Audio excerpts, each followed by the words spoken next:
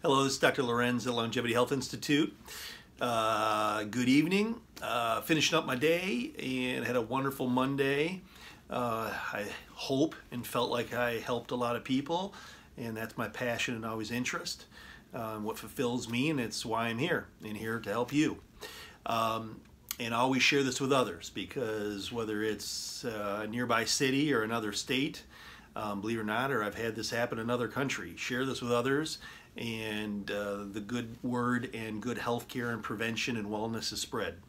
So I want to cover something, and I call it, listen, stop the madness.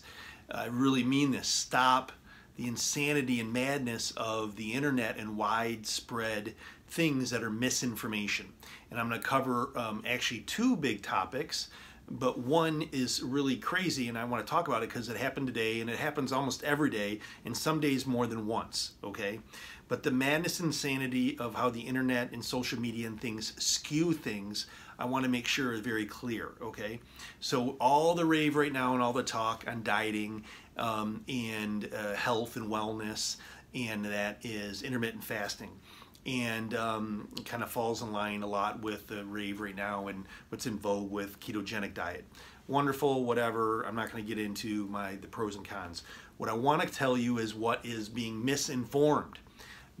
The study on intermittent fasting is a Harvard-based study, okay, published in Cell Metabolism about a year and a half ago, okay, and it was a Harvard-based study, and it showed that with intermittent fasting, you helped longevity, lifespan, and then there was some secondary support on weight and health benefits, energy, etc. Okay? The thing that's key here, though, is that the study was based on, and very key, on how the fasting was done. Okay? Had nothing to do with the diet, the type of diet you followed and what you did and all that, but it had to do with the time frame and time of day. And I direct my patients correctly here because the physiology and the science and the clinical results that we hear supports it. But often what other people, whether it's a trainer, a gym rat, a nutritionist, maybe another doctor, no offense or anything like that, not picking on anybody, but they skew things and like, oh, well, you just have to intermittent fast and just have to have this fasting that, you know, lasts 15, 16, 18 hours, whatever, but it can be anytime. That's not accurate, because I want to tell you what physiologically happens and why you need to do it right. So the study was based on having the same diet you followed, okay, but that you stopped eating at 4 p.m., and so essentially you're done digesting 5, 6 p.m., okay, and you're fasting at night. What's super key is the fasting part is to be done in the evening at night, not in the morning, not that it doesn't matter, not skewed and shifted and flip-flop. You can't alter the study and the data, because I'll tell you what happens is it changes the metabolic and cellular and hormonal changes in your body, and that's why you're getting the benefit. Okay, so the way to intermittent fast and do it appropriately is that you stop eating at 4 p.m. and you should fast at least 15 hours, okay, in the evening till the morning, okay, and then you can have, and studies support this for years and years, have an appropriate, balanced, good, healthy breakfast. Weight is managed, and even weight loss can be achieved by people that eat breakfast, and studies support that. We see that here, a good, healthy, nutrient, macro-dense, rich diet in the morning, and food in the morning is important. The fasting is to be done at night. Two things happen when you fast at night. You get the best growth hormone effects naturally in your body from your pituitary and that, okay, that cause fat metabolism and cellular regeneration. So all good things, okay? You also, your biggest detox in your body that naturally occurs is in the evening when you're resting and when you're sleeping. So you don't want any other metabolic and energy demands going towards your liver and digestion and things like this. So you want good hormonal effects at night, and you want good liver metabolism and detoxification that naturally occur in the evening, which fasting supports that. So it's very key. Cut off the eating at 4 o'clock, do it 15 hours, okay? I work with our patients like this.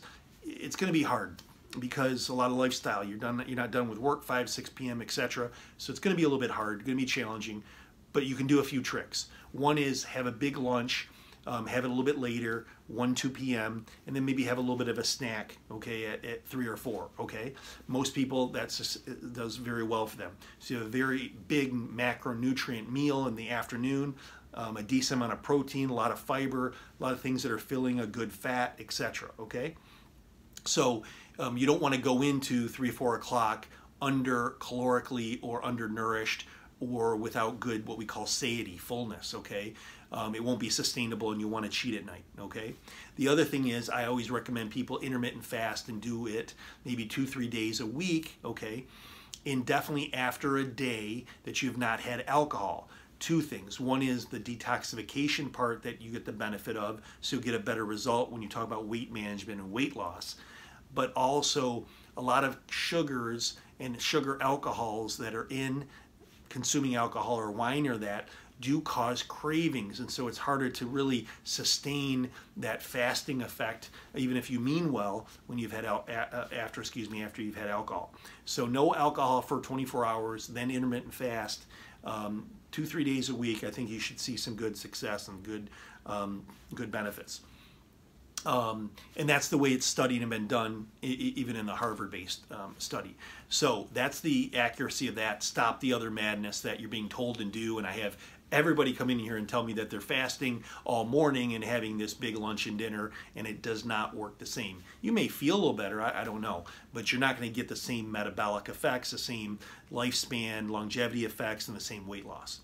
The other madness thing is this, is that you know, if you have a trainer, and this is nothing against trainers, we have on staff a certified trainer, certified nutritionist, etc., and she works with people on the appropriate exercise and that. Okay, I'm not picking apart trainers here. What I'm telling you is if you have a trainer, they have a job and a purpose when they are directing you in exercises and weights and stuff like that. Lifting weights and weight-bearing exercises are all important. You've heard me say this. Keeping mass on your body has showed nothing but metabolic benefits and actually quality of life and longevity. People live longer when they carry more mass. And that doesn't mean obesity and bigger waistlines. What that means is good musculature, appropriate weight, hip to weight, circumference, etc. What the thing is, and what we see here clinically over and over and over, is that people have trainers and 3-4 days a week they're lifting weights. Well, do not be fooled. I don't care what you read. I don't care what a trainer says. I'm trying to help you even if you're not my patient, okay?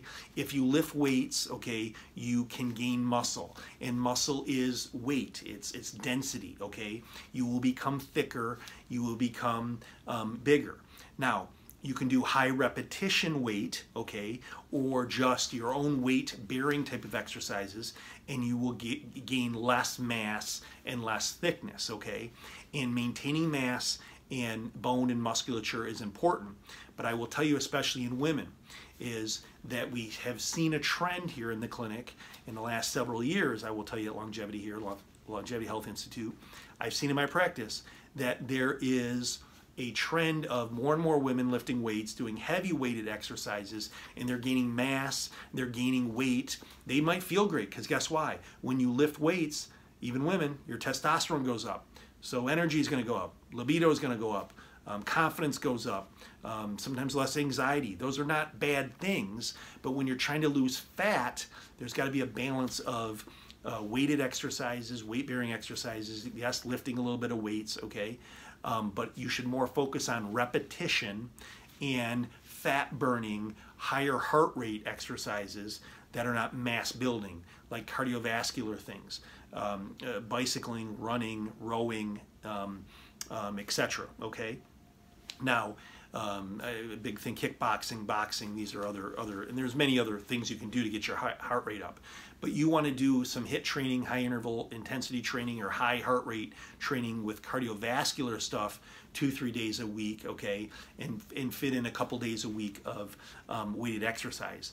But again, be careful, because if you have a trainer, they have value in they're showing you the exercises and motivating you and lifting weights and all that, because all due respect, but if they don't have a job just standing there watching you on a treadmill or a bike, frankly, okay? So whether you're doing it on your own or not, okay, I think you need to know that you're going to get the detox, the lipogenic effects of fat burning, the higher resting metabolic rates when you do higher heart rate cardiovascular training, and you're going to lose more fat. Most people's goal is to maybe build a little strength, a little muscle, but to actually gain,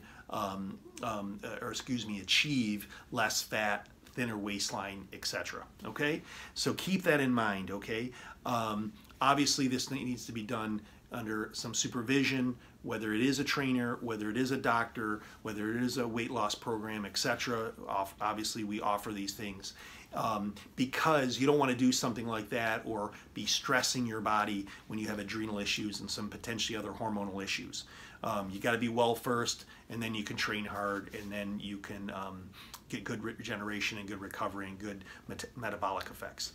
So hopefully this is enlightening. Stop those two madness things.